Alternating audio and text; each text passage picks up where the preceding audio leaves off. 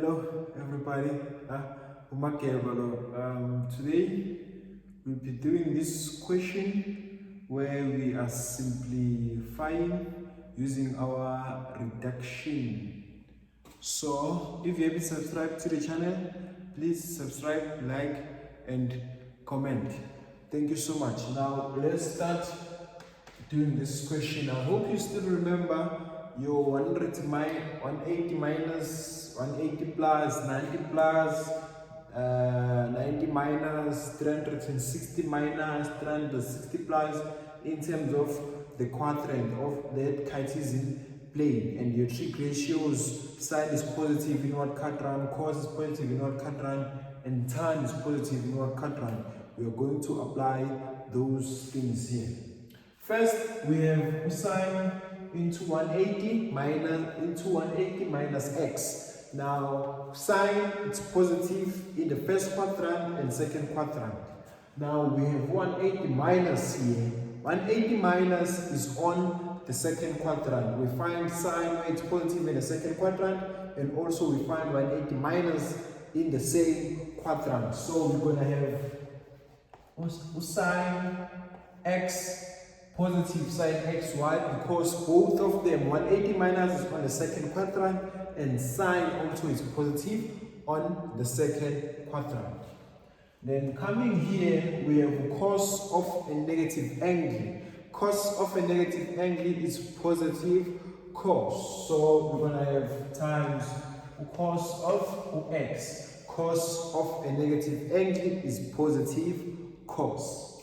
Plus, now coming here, we have 90 plus and we have cos. First thing, 90 plus is on the second quadrant, and then cos is positive where in the first quadrant and the fourth quadrant. Now we are finding these two things on a different quadrant. So if you find them on a different quadrant, it's no longer be positive, now it's going to be negative. But since now we have 90 and we have cos, our trig ratio has to change to be sine. But remember, it's going to be negative. Why negative? Cos is positive on the fourth quadrant, and 90 plus, we find 90 plus on the second quadrant. So we're going to have negative sine x. Why sine? Because we have 90 and the trig ratio, of course, it changes to be sine. If it was sine and this 90, it's going to change, it become cos. Don't forget that one. And then coming here, we usually have it like 180 minus x. That's what we know. So now we have x minus 180. From here, we're just going to say, to put it in the way that we usually know, we're just going to say 1x minus 180. And then from there, I'm just going to add 360.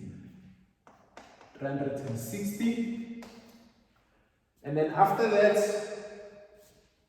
we're just going to come with this one, sine x times cos x. Now, positive times negative, it's what? It's negative sine x. And then we have cos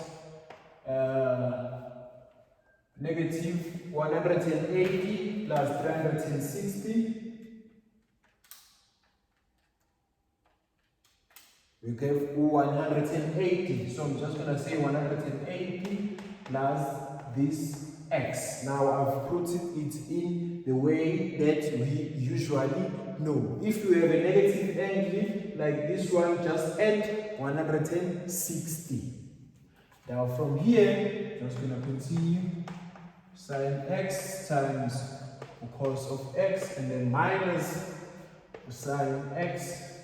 And then from here, 180 plus, it's on the third quadrant. Find 180 on the third quadrant, and then cos is positive on which quadrant? Cos is positive on the fourth quadrant and the first quadrant. Now I hope you see that you found these things on a different quadrant. So if you find them on a different quadrant, now the sign is going to change. So we are going to have negative cos of x.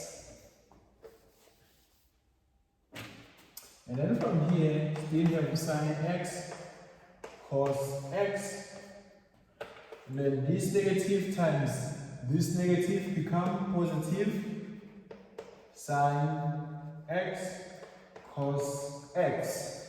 I hope you see this is the same as this. So these are like terms. If these are like terms, just going to be 2 sine x and then cos x. Grade 12 students, I hope you see this one. It's a double angle of what? Of sine. So if a double angle of sine is going to be sine 2 of x, then we are done simplifying this one. If you did enjoy the video, please guys comment, subscribe. Thank you so much. Mark it.